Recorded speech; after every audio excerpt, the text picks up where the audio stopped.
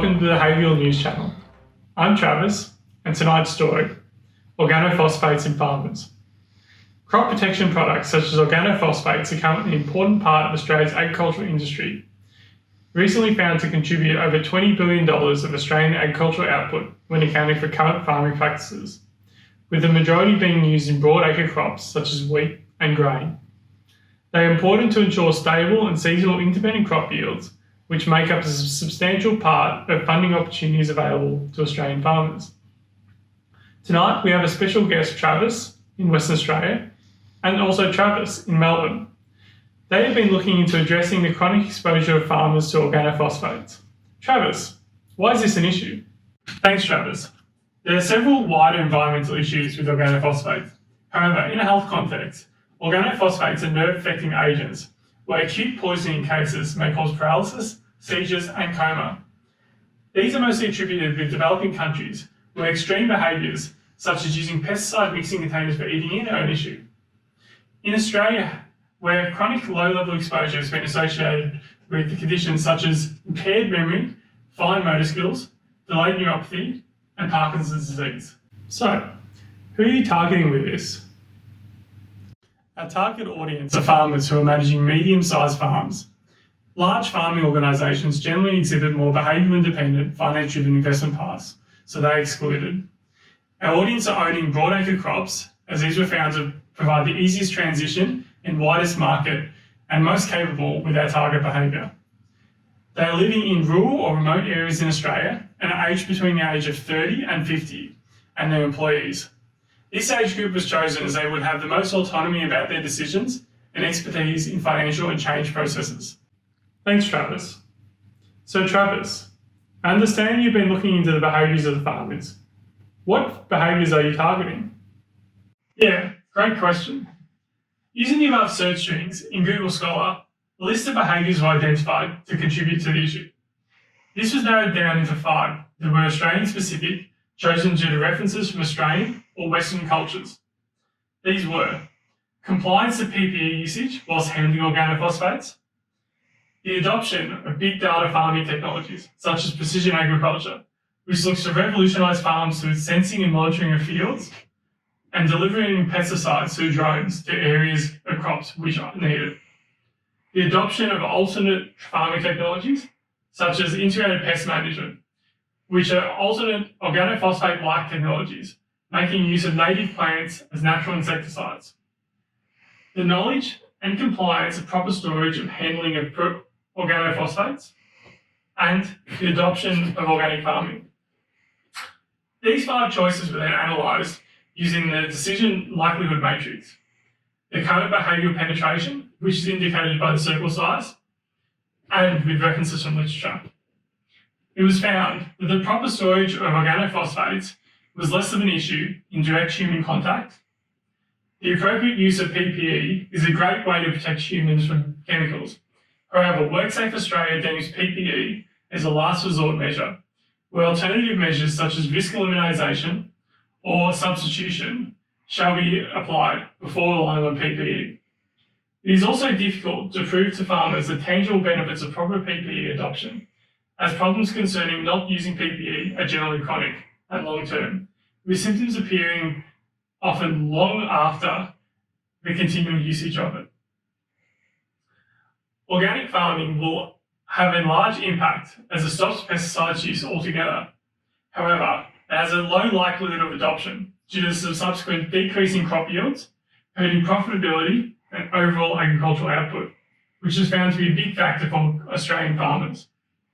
Accelerating the adoption of smart farming practices was deemed as the best candidate. This was due to the relatively low penetration in medium-sized farms and its ability to rapidly decrease pesticide usage and human pesticide contact. This works by switching pesticide delivery to drones and other robotic applicators. Smart technologies also will see a farmer increase his yield, reduce their expenses, and a reduction in working hours, hence having a demonstrable financial return. Travis, that was amazing. But doesn't this behaviour seem a bit broad?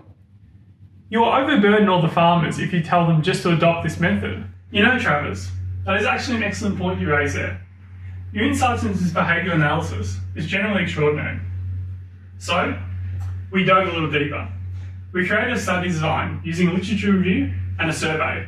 This was used to get a deeper understanding of the people that influence our farmers the most and to identify their attitudes in relation to new technological adoption with regards to location and their current farming crops and methods. With this data, we found a list of more straightforward behaviours that make up precision agriculture that we can target in regards to our overall goal. These were the adoption of geospatial technologies along with soil sampling monitoring and field data analytics tools, the adoption of remote and targeted pesticide delivery drones via variable rate application methods, and the adoption of best practices in farming management and soil management.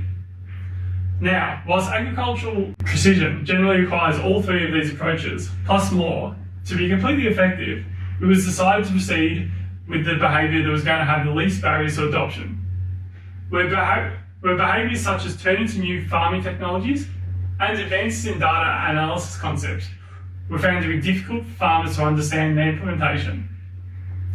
Also, the beliefs and opinions of many farmers around big data, the privacy concerns in regards to them, and the level of motivation to change and update was also a roadblock. This, and the habitual nature of farming practices, would especially hamper the efforts to change soil management practices. So, our target behaviour. What are the barriers around the permanent adoption of remote and targeted pesticide delivery drones via variable rate application methods in Australian medium-sized broadacre farms? This was chosen to be the most suitable behaviour due to that it would have a direct impact on A, the amount of pesticides consumed, and B, the human-pesticide interaction. Yeah, great effort, Travis. So Travis, now you have your behaviour, how are you going to target your intervention? Thanks, Travis. There are first control constraints to identify in the behaviour. These include access to finance to fund the upfront capital, as drones, yet very cool and not cheap, and the knowledge on how to develop a business model to gain access to funding. Further, as Australia is so remote, telecommunications companies are generally unwilling to provide access solutions within a farm gate. With the geographical remoteness of many Australian farms, this increases communication and installation costs. Now, looking at the systems map, there are many actors who may influence proposed intervention, being that negatively, such as organophosphate producers losing revenue, or positively, that of technology sellers. However, a key point is that a major influence on a farmer is that their direct family members and member-based industry organisations, such as the National Farmers Federation and local counterparts. So, to conduct this intervention, we will partner with smart farming technology suppliers, making use of their sales teams with direct face-to-face consultation with farmers, helping them through the process of implementing these technologies and demonstrating their financial benefits, as well as delivering the first step of the plan, drones or through. We will also look to partner with regional and rural banks and educate them on the long-term increased profitability and viability of farms looking to adopt pesticide drone delivery, connecting farmers with direct lines of credit. These look to ensure the scheme's attractiveness and ease of adoption. Thirdly, we will commit resources to networking channels and encourage farmers who have this technology to share their experiences with their community, increasing the social norms of this technology adoption and presenting a sense of urgency and competitiveness of being left behind in an ever-changing technological landscape. Lastly, we will connect with schools and community groups. This will allow for direct connection with farming community families, which are potentially the strongest influencer on a farmer. Wow, that's amazing, Travis. But how will you know if these behavioural benefits have been realised? Yeah, just what I was getting to.